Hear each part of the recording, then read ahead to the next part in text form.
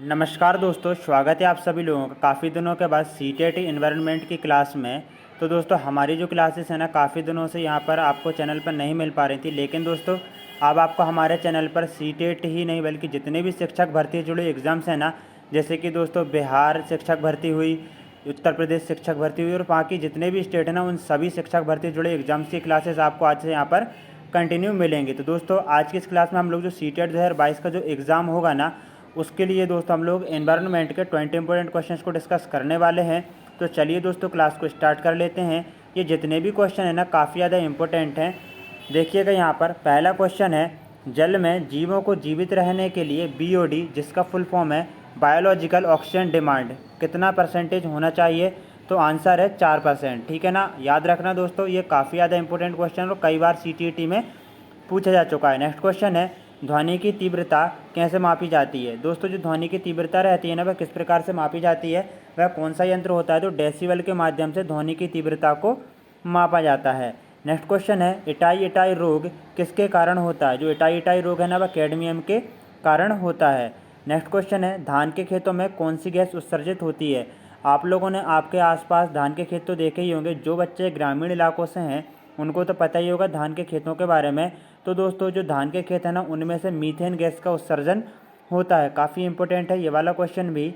दोस्तों यहाँ पर हम लोग जो 20 इंपॉर्टेंट क्वेश्चन को कर रहे हैं ना, ये सिर्फ सीटेट के पॉइंट ऑफ व्यू से इंपॉर्टेंट नहीं है बल्कि जितने भी एग्जाम्स हैं जिसमें एनवायरनमेंट के क्वेश्चन आते हैं उन सभी के लिए काफ़ी ज़्यादा इंपॉर्टेंट है। नेक्स्ट क्वेश्चन है, प्रोजेक्ट एलिफेंट कब शुरू हुआ था? जो प्रोजेक्ट एलिफेंट है जो कि काफ़ी बार एग्जाम में देखने को मिला है, यह कब शुरू हुआ था? यहाँ पर आपको ध्यान रखना है, बिल्कुल भी कंफ्यूज नहीं होना है। प्रोजेक्ट एलिफेंट की बात हो रही है ना कि प्रोजेक्ट टाइगर की।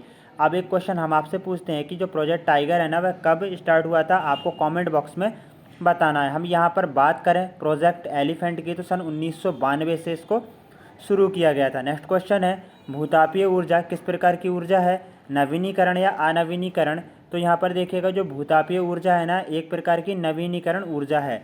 अब यहाँ पर जिन बच्चों को नहीं पता है कि नवीनीकरण और अनवीनीकरण क्या होता है उनको बता दें कि नवीनीकरण के अंतर्गत हम उनको रखते हैं जिनका दोस्तों पुनः उत्पादन संभव है। मतलब कि जैसे कि हम बात करें सोलर एनर्जी की बात कर सकते हैं हम, ठीक है, वनस्पति पेड़ पौधे वगैरह, इनका दोस्तों एक बार नष्ट होने के बाद में ये पुनः उत्पन्न हो जाते हैं। और अनवीनीकरण की बात करें तो इसके अंतर्गत पेट्रोल डीजल आ जाता है। अब पेट्रोल डीजल क्यों? क्योंकि यदि ये एक बार नष्ट हो जाए तो इनको बनने में लाखों करोड़ों साल लग जाते हैं। तो यहाँ पर जो भूतापीय ऊर्जा है ना ये नवीनीकरण के अंतर्गत आती है। भारत में कुल कितना वन क्षेत्र है? तो यहाँ पर देखिएगा भारत में कुल 24.16% वन क्षेत्र है। भारत में सर्वाधिक सघन वन वाला राज्य कौन सा है? यहाँ पर बात हो रही है सघन वन वाला, क्षेत्रफल की दृष्टि से नहीं पूछा जा रहा है। यदि भारत में सर्वाधिक सघन वन वाले राज्य की बात करें तो अरुणाचल प्रदेश है, आपको याद रखना है।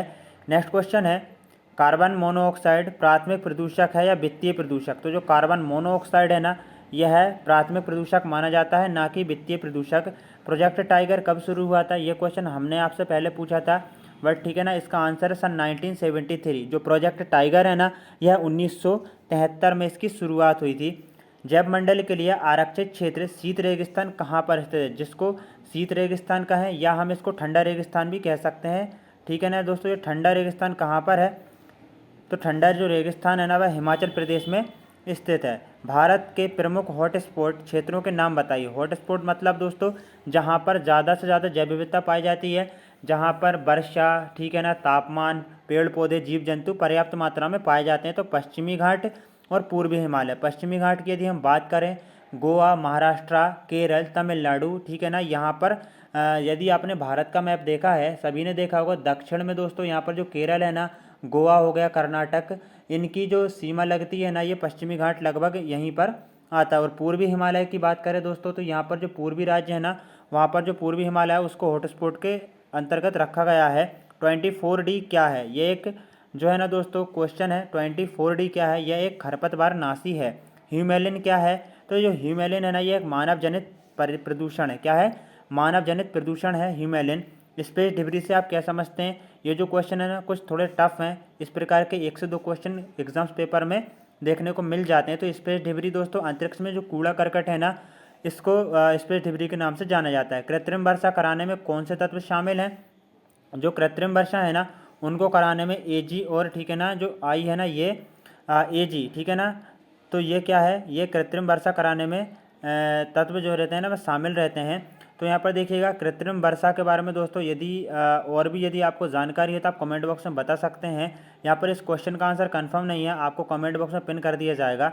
यहाँ पर जो एजी है ना यहाँ पर ये कंफर्म हो जाएगा। देखेंगे आगे अम्ल वर्षा कराने में कौन से तत्व शामिल हैं। अब देखिए यहाँ पर बात हुई थी कृत्रिम वर्षा की, इसका आंसर दोस्तों यहाँ पर कंफर्म नहीं है, आपको कमेंट बॉक्स में पिन करके बता दिया जाएगा। जो अम्ल वर्षा है, ठीक है, नाइट्रोजन और सल्फर डाइऑक्साइड के माध्यम से यहाँ पर जो रहते हैं ना वह अम्ल वर्षा इनके माध्यम से होती है। अम्ल वर्षा किस प्रकार का प्रदूषण है, तो यह एक वायु प्रदूषण है। आपको याद रखना इकोसिस्टम तथा इकोलॉजी शब्द किसने दिया, तो ओस्लो ने इकोसिस्टम और इकोलॉजी शब्द दिया। ओजोन दिवस कब मनाया जाता है, यहाँ पे देखिएगा दिवसों से रिलेटेड क्वेश्चन आ गया है कि ओजोन दिवस कब मनाया जाता है, तो ये 16 सितंबर को ओजोन दिवस मनाया जाता है। अब देखिएगा यहाँ पर 5 जून कुछ इंपॉर्टेंट डेज हैं उनको याद रखिए। 5 जून को विश्व पर्यावरण दिवस मनाया जाता है। हम 22 मई की बात करें विश्व जैव विविधता दिवस मनाया जाता है। 22 मार्च की बात करें तो दोस्तों विश्व जल दिवस मनाया जाता है। हम बात करें 22 अप्रैल की तो विश्व पृथ्वी दिवस मनाया जाता है। बाकी का एक क्वेश्चन और आपसे है कि 12 अगस्त को कौन सा दिवस मनाया जाता है, कमेंट बॉक्स में ज़रूर से बताएं। दोस्तों देखिएगा 12 अगस्त। तो यहाँ पर आपके 20 इंपॉर्टेंट क्वेश्चन को हम लोगों ने यहाँ पर डिस्कस कर लिया है। आपके 20 में से कितने सही हुए हैं, 18 या 15, जितने भी सही हुए हैं आप कमेंट बॉक्स में ज़रूर से बताएं। बाकी दोस्तों आपको आने वाले टाइम में करंट अफेयर हो या शिक्षक भर्ती जुड़े एग्ज़ाम्स हैं उन सभी की जो क्लासेस हैं ना आपको यहाँ पर मिलती रहेंगी। तो इसीलिए दोस्तों यदि अभी तक आप लोगों ने अभी तक हमारे चैनल को सब्सक्राइब नहीं किया तो प्लीज़ चैनल को सब्सक्राइब ज़रूर से कर लो, साथ ही में लाइक करें और बेल आइकन को प्रेस करके ऑल के बटन पर सेट कर लें ताकि जो नेक्स्ट क्लासेस है ना उनका नोटिफिकेशन आपको मिलता रहे। जय हिंद, जय भारत। मिलते हैं एक और न्यू क्लास में।